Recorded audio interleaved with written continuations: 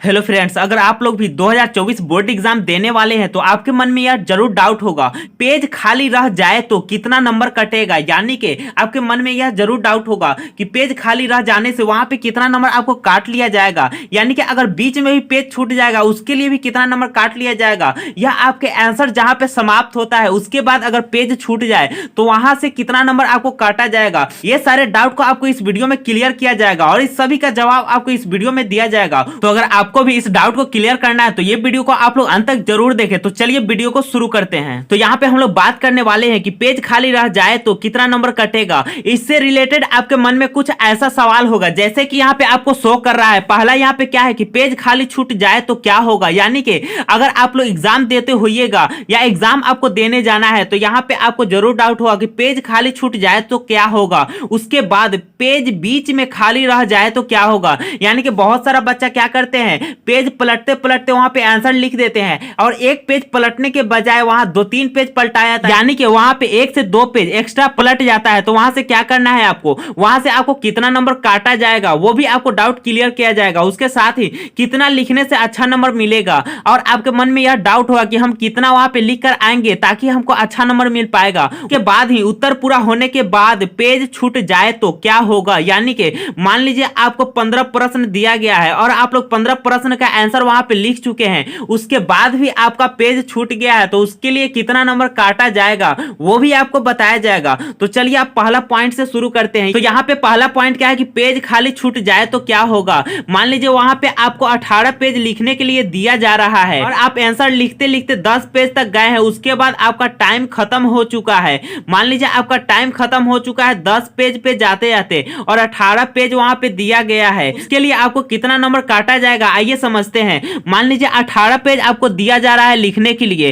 और आपका आंसर कुछ ऐसा दिया गया है कि 18 पेज वहां पे फुल हो जाता। अगर आप लोग पूरा आंसर का जवाब देते तब अगर मान लीजिए 10 पेज तक आप लोग लिखे हुए हैं यानी कि 18 से बहुत कम हो गया। तो मान लीजिए अगर यहाँ 70 नंबर का आंसर देना है 18 पेज में तो वहां से आपको इसी से रेशियो लगा लीजिए कि आपको 30 से 35 पेज ही ज्यादा से ज्यादा नंबर मिल पाएगा। क्योंकि अगर आप लोग वहां पे 10 पेज लिखकर आए हैं तो आपसे क्वेश्चन भी बहुत सारा छूट गया होगा। मान लीजिए अगर 16 क्वेश्चन वहां पे लिखने के लिए बोला जा रहा है और आप लोग 8 से 10 ही क्वेश्चन को करके आए हैं यानी कि क्वेश्चन का आंसर देकर आए हैं तो वहां पे क्या होगा, आपका जितना छूटा हुआ है उतना तो नंबर कटेगा ही। उसके साथ ही इसके बीच में जो भी आपका अशुद्धि होगा यानी कि चेक करने में जो भी आप लोग लिखने में गलती किए होइएगा वहां पे चेक करने में अगर दिख जाएगा तो वहां पे आपका इससे भी नंबर काटा जाएगा। तो आपको क्या करना है, अच्छे से लिखना है। उसके साथ ही आपको यह ध्यान देना है कि पेज को अच्छे से फुल करके आए और इससे पहले आपको यह भी ध्यान देना है कि 3 से 4 पेज आपको राइटिंग के साथ लिखना है। क्योंकि स्टार्टिंग के पेज अगर साफ सुथरा लिखा रहेगा और अच्छा से राइटिंग के साथ लिखा रहेगा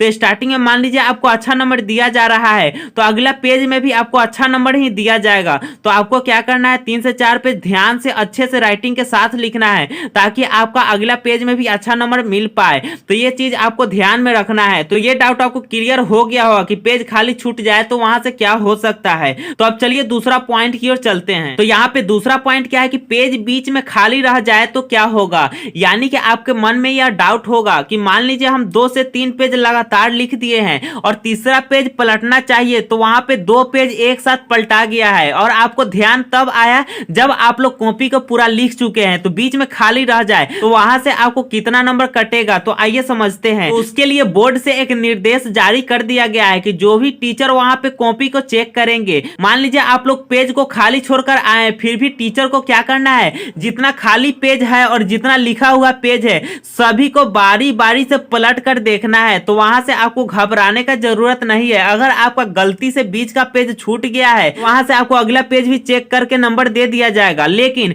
मान लीजिए आपको बाद में पता चला कि बीच का पेज छूटा हुआ है तो आपको क्या करना है, जो पेज छूटा हुआ होगा उस पे आपको लिख देना है PTO कुछ इस प्रकार से। अगर आप लोग PTO लिख दीजिएगा इसका मतलब क्या हुआ, प्लीज टर्न ओवर। यानी कि टीचर यहाँ पे देख लेंगे कि आगे भी लिखा गया है तो वहां से क्या करेंगे, कॉपी को पलट कर यानी कि पन्ना को पलट कर वहां आगे भी ये चेक कर देंगे। तो आपको क्या करना है, अगर छूट जाए आपको पता चल जाए बाद में तो आपको क्या करना है, PTO जरूर लिख देना है। ऐसे तो बोर्ड का जो निर्देश है वो तो पालन करेंगे ही टीचर लोग, लेकिन अगर आप PTO लिख दीजिएगा तो बहुत अच्छा होगा, आपका नंबर वहां से कटने से बच जाएगा। तो ये भी डाउट डाउट आपको क्लियर हो गया होगा। अब चलिए अगला पॉइंट की ओर चलते हैं। तो अगला पॉइंट यहाँ पे क्या है कि कितना लिखने से अच्छा नंबर मिलेगा। तो पहले ही हम समझ चुके हैं कि मान लीजिए 18 पेज आपको दिया जा रहा है लिखने के लिए, तो 18 पेज में आप लोग 18 पेज फुल करके आइएगा तो आपको बहुत अच्छा नंबर मिल पाएगा, क्योंकि वहां पे जो भी प्रश्न दिया रहता है उसी के हिसाब से वहां पे पेज भी दिया रहता है। अगर आपका आंसर 15 पेज में ही खत्म हो गया है, यानी कि 15 पेज जाते जाते आपका पूरा प्रश्न का आंसर वहां पे खत्म हो चुका है, अब प्रश्न नहीं बचा हुआ है, तो वहां पे आपको क्या करना है, उससे आगे जो भी छूट जाएगा उसके लिए कोई बात नहीं है,